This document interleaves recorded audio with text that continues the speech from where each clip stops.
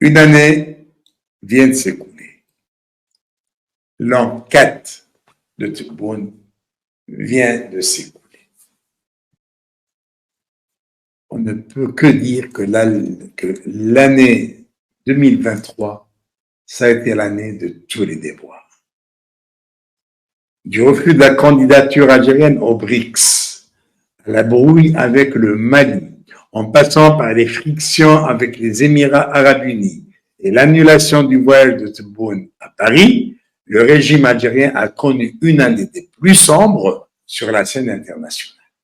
À l'intérieur, ce n'était pas mieux, avec la multiplication des pénuries des produits de première nécessité et la répression des forces démocratiques et de la presse notamment.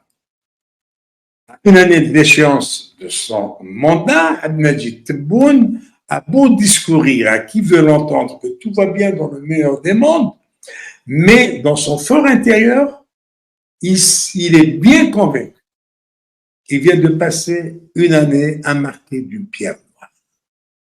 Bien que 2023 a enregistré ses premières sorties sur le terrain, il n'en demeure pas moins que l'année qui vient de s'écouler est pire que celles qui l'ont précédée.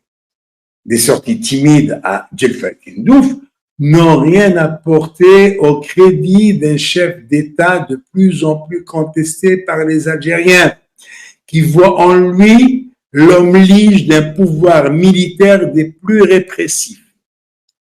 Un pouvoir qui enlève des citoyens, y compris les 4 enfants du défunt chef d'état-major de l'armée, le général Ahmed Gaïd Salah, le mentor de Abdelmadjid Tebboune. Un pouvoir qui emprisonne plus de 400 détenus politiques et qui compte une quarantaine de condamnés à la peine capitale.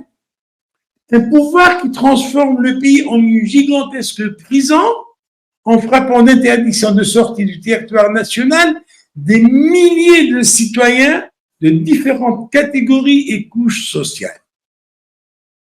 Un pouvoir qui gère très mal les affaires du pays et est incapable d'assurer le minimum vital pour une population en proie à toutes sortes de pénuries. Mais c'est aussi un pouvoir qui nourrit mal sa population.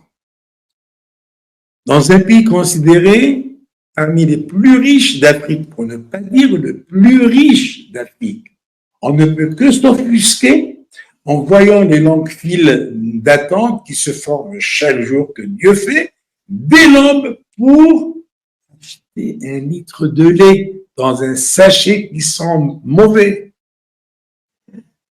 La semoule, l'huile de table, les lentilles, les haricots disparaissent régulièrement des étals des commerces.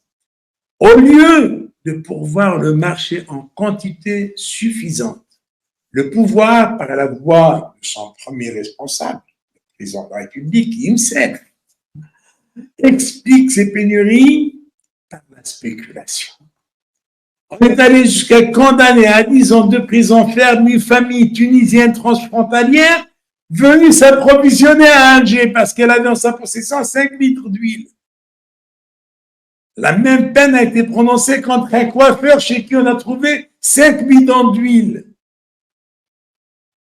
C'est pas de cette manière qu'on lutte contre les pénuries.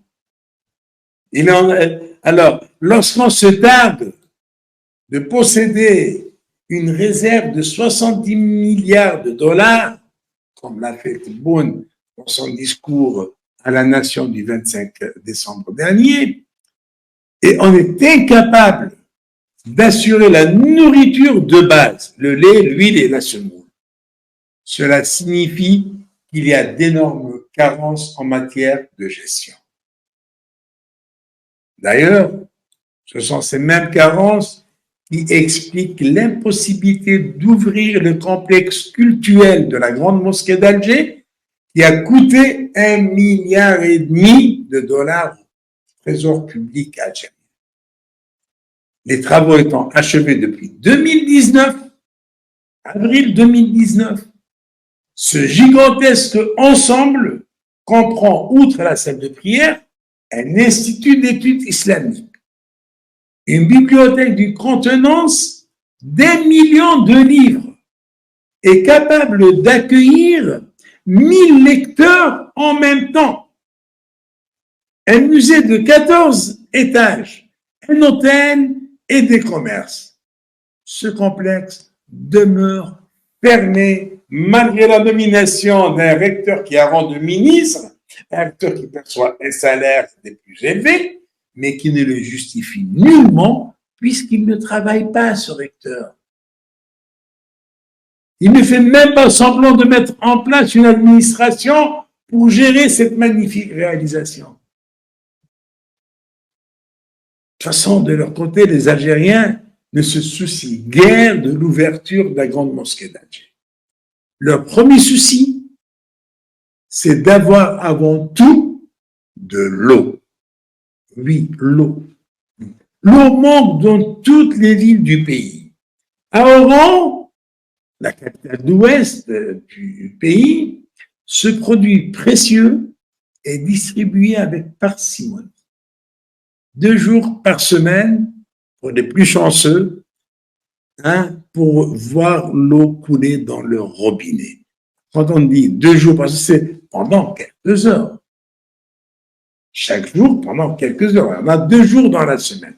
Et ça dépend si c'est le soir, la nuit ou le matin. On ne peut pas savoir. Les Algérois non plus sont pas mieux lotis que les Oranais, ni les grands Santinois, ni tout le reste des Algériens. De toute façon, les Algériens dans leur ensemble se contentent de boire les discours optimistes de Tebboune qui leur promet que l'eau coulera dans le robinet dès que seront réalisées les stations de dessalement de l'eau de mer. Ils continuent d'attendre ces stations de dessalement de l'eau de mer. Ils continuent d'attendre et attendre. Voilà. Pour détourner l'opinion publique de ces véritables préoccupations que nous venons de citer, le pouvoir algérien tente de convaincre la population par des exploits sur la scène internationale. L'un de ces exploits, et qui a longtemps tenu en haleine les Algériens, est l'admission aux BRICS, cette organisation économique qui réunit le Brésil, la Russie, l'Inde, la Chine et l'Afrique du Sud. Tablant sur une amitié historique avec la Russie, la Chine et l'Afrique du Sud, Tebboune, qui avait effectué des visites dans les 2 premiers pays cités, est baptisé du nom de Nelson Mandela, le héros sud-africain, un nouveau stade de football à Alger, pensait tout bonnement que ces gestes étaient suffisants pour se faire une place parmi des nations à l'économie émergente appelées à rivaliser avec les grands de ce monde. Quelle fut la déception de Tebboune et de ses acolytes de voir la petite et pauvre Éthiopie acceptée au BRICS. Elle a été invitée, cette Éthiopie. Elle n'a pas demandé. Elle a été invitée, mais pas l'Algérie. Une déception qui mettra en colère Alger. Ça va provoquer l'ire des généraux et de leurs liges, leurs hommes liges, qui sont les civils. Eh bien, Alger va se brouiller avec Moscou en boycottant la réunion arabo-russe des ministres des Affaires étrangères qui s'est tenue le 20 décembre dernier à Marrakech. Sergei Lavrov n'a pas tardé à rendre la monnaie de sa pièce à l'Algérie nouvelle du duo Tebboune-Chengueriha. Eh bien, en quittant Marrakech, il n'a pas fait escale à Alger, il a fait escale à Tunis. C'est-à-dire, le Maroc et la Tunisie, qui sont les pays amis des États-Unis d'Amérique, de tout temps. Et seule l'Algérie était l'ami de l'ex-URSS, de l'actuelle Russie. Sergei Lavrov l'a complètement ignoré. C'est pour donner une leçon au voyou d'Alger. C'est pour leur rappeler les bonnes manières.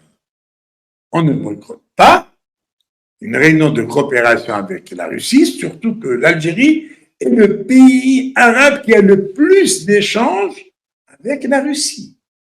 Plus de 10 milliards de dollars par an sont payés aux Russes en contrepartie d'un armement archaïque, dépassé. Mais les Russes savent pourquoi les Algériens leur achètent ces armes. C'est pour avoir leur pot de vin. Le ristourne de 20%. Parfois dépasse les 20%. Les Russes savent bien les tenir par là.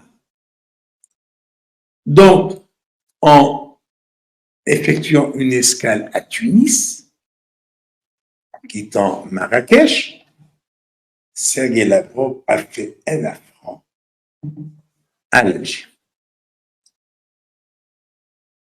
La brouille des dirigeants algériens ne se limite pas aux Russes, qui n'ont rien fait pour aider l'Algérie à adhérer aux BRICS. Elle s'étend aux Émirats arabes unis, coupables d'entretenir les meilleures relations avec l'ennemi marocain. Il en est de même avec les Espagnols. Même si les Algériens ont fini par désigner un ambassadeur à Madrid, ils continuent de voir d'un mauvais œil l'approfondissement de leur coopération hispano-marocaine. L'année 2023 a été également marquée par le rappel d'ambassadeur d'Algérie à Paris pour une sombre histoire d'une binationale qui avait fui l'Algérie pour la France via la Tunisie avec un passeport français. Les choses sont rentrées dans l'ordre quelques mois plus tard, puisque Tebboune, quand effectue une visite d'État en France, il comptait effectuer une visite d'État en France le 2 mai. Une visite annulée en dernière minute, on le sait. Bon, tellement le système est opaque, à ce jour, Alger n'a pas révélé les raisons de l'annulation de ce voyage qui tenait à cœur le chef de l'État algérien.